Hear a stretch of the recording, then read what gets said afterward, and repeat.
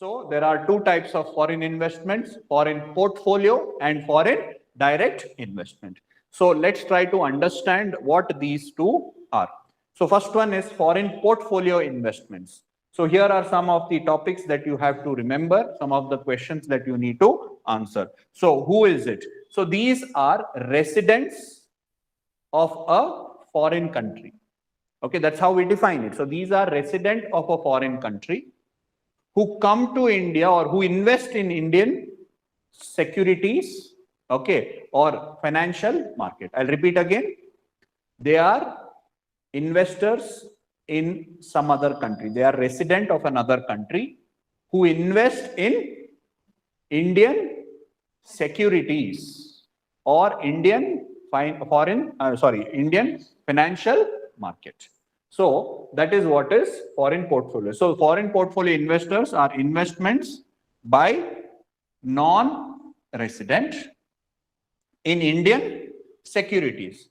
What are these securities in financial market? We have understood that. So there can be shares, they can be government bonds, corporate bonds, convertible security, etc., etc. Infrastructure security, anything. Convertible securities means one security where it can be converted from one form to another. For example, if equity instrument can be converted to debt instrument or debt instrument can be converted into equity instrument, they are called as convertible securities. Okay, so if a non-resident, okay, or resident of a foreign country invest in Indian securities, shares, bonds, debentures, or any other forms of securities, without actually having any influence in the company, such investment is called as foreign portfolio investment. Okay, so their main objective is what? To make profit, not to own the company as such or run the company. Their motive is not to run the company. Their main motive is to make profit. It includes foreign institutional investors. It includes qualified foreign investors. NRIs are not part of it. NRIs are considered separate. Okay, though the route may be the same, maybe their intention may be the same, but NRIs are not put under foreign portfolio investment because they are treated slightly different because they are Indian citizens living abroad. So they are treated on par with Indian residents, Indian citizens. Is that okay? Now, so coming back to our discussion. So who is foreign portfolio investment? A non-resident investing in Indian securities market is called as foreign portfolio investment. Where can they invest? They can invest in Indian securities, right? Like bonds, shares, and all that in the financial market. Why do they invest? Their main objective is to make profits. Their objective is not to take control or have influence in the running of the company. That is fixed in foreign direct investment. You understood? There are two types of investment, portfolio and direct investment. So the direct investment, they are worried about control of the company. These people are not worried about control. What are they worried about? Profits. Okay. They include foreign institutional investors. They include qualified foreign investors. Now let's try to understand the difference of the two things.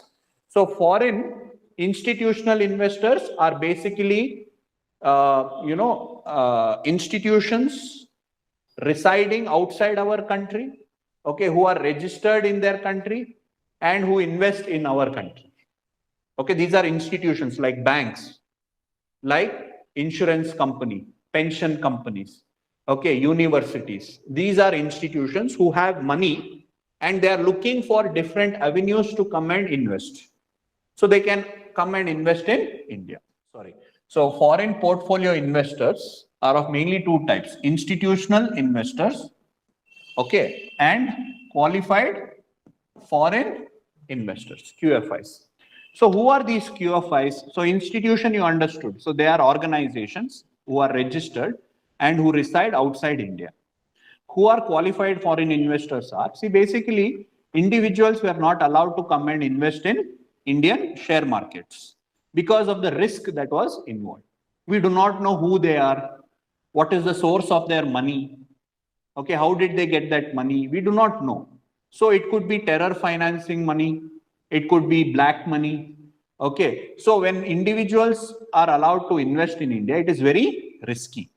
So therefore, individuals were not allowed to invest in India. Foreign resident individuals were not allowed to come and invest in Indian share markets. Who are allowed to invest? Only institutions were allowed to invest. Individuals were not allowed to invest.